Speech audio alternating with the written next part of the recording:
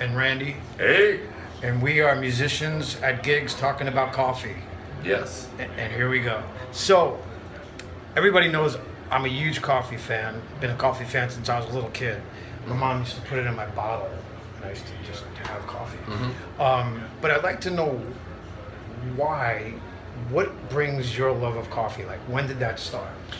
You know, I never drank coffee until I went to college, and I think that's kind of a common experience for people who didn't grow up like in an Italian family in New York. You know, like coffee at my house, I guess growing up was always like Folgers and crap like that. So, like I moved to college, and I never really drank coffee, but you study for exams or whatever, you need to stay up, so you have some.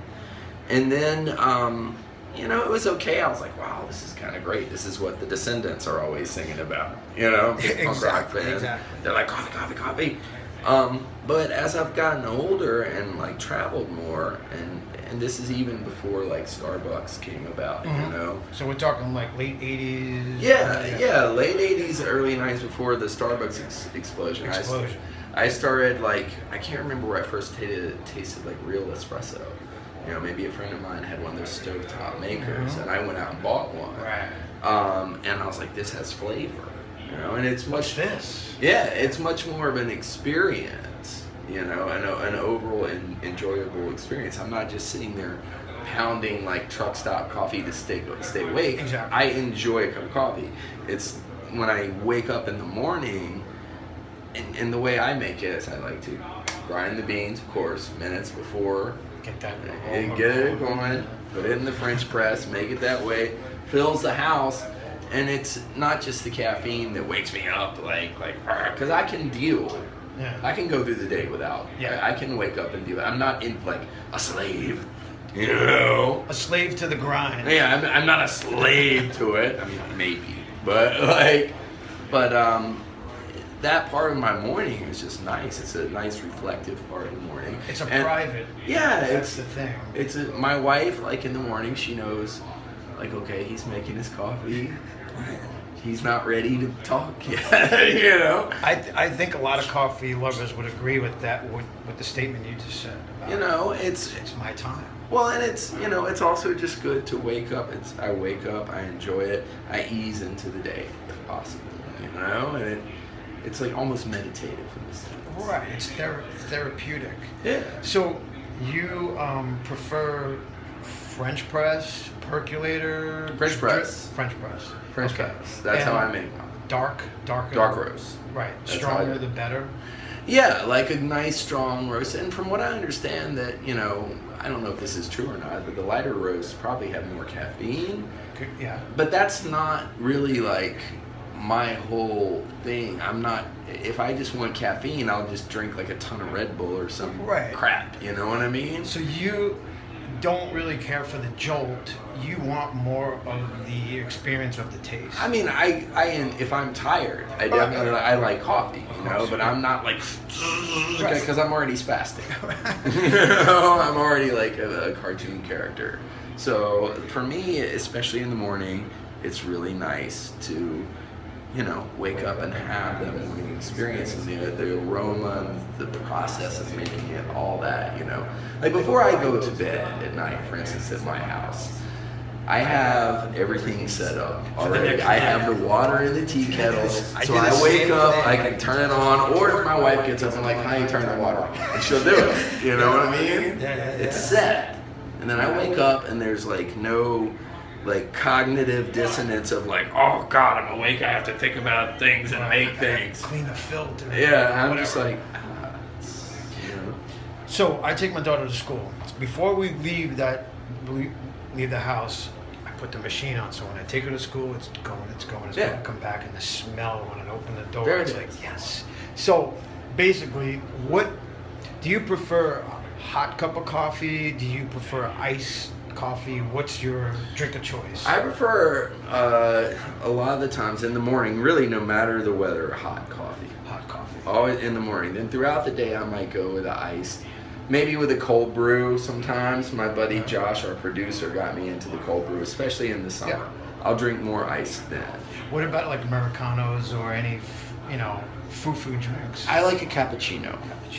Particularly in the winter. Nice froth. Really, and I get angry when there's no froth on Me it. too. Extra froth. If I go somewhere and it's just like there's a little tiny bubble on the top and it's just like a sloppy, milky mess, it's not real. that bums me out. No, you need that noise. Yeah, you gotta have it. Right. Like the Italians do. Like when you go to Italy, do you just enjoy the coffee like I do when you go there? Sure, and that's a great thing. We were talking about this the other day. There's like little coffee bars. You go in there, and it's also the same in France. There's same big, in France big, too. Spain too. Spain too. Yeah. I haven't spent as much time in Spain, but I've had coffee there. But France and Italy definitely, particularly in Paris, man. There's just something about romantic about going to the cafe. Yeah, and like Parisian cafe giving you espresso and sitting there, on the left bank looking at the Seine. It's a whole experience. And drinking coffee in Europe is, it's part of their culture so much more also, particularly in outdoor, like urban cultures. And you got that in New York to a degree. Yeah.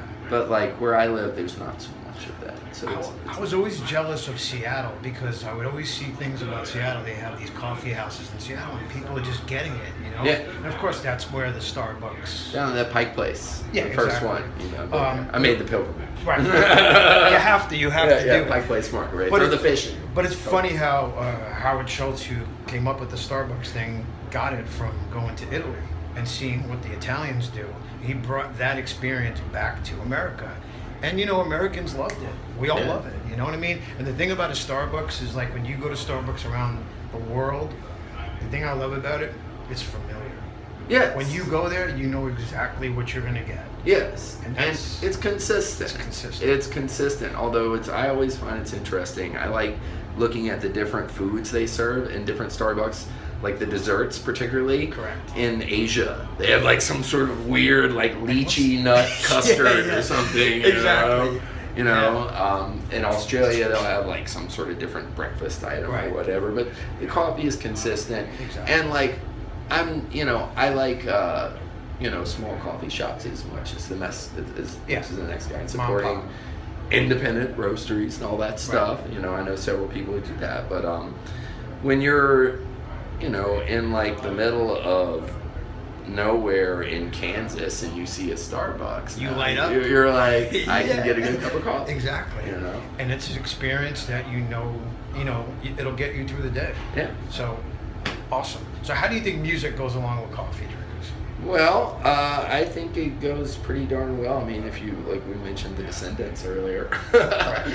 Actually, this is a funny story. I showed up the first time we played with the Descendants. Bill Stevenson, their drummer, who's also in Black Flag, of course. Right. I'd never met the Descendants, but I grew up listening to them and singing their lyrics about coffee before I even drank coffee.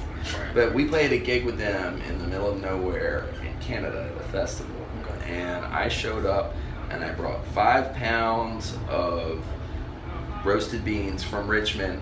That's a place called Lamplighter. It's a punk rock owned coffee shop. I brought 5 of their local beans, a grinder, a French press, hot water heater. Showed up, walked up to Milo and Bill, and I said, "My name's Randy. I sing for a band called Lamb of God. We're playing you today. And I brought the coffee, and I keep up with them ever since. Awesome. And just did it all day. I see a lot of guys drinking on tour. Willie's really into it. Willie's really into it. Yeah. Willie's really into it. He's had a problem this tour. He's had 2 of his espresso machines break. He hand grinds his. He's got some crazy thing he does, and it takes him 30 minutes to make 1 espresso. It's a little excessive for me. Yeah, I need it quick. But he's deep into it. And then our friend Paul from Between the Buried and Me, they're a technical band. He does beans now too. So. Awesome. But you make an awesome dark roast, and I wouldn't say that if I didn't. Thank you, and I appreciate that.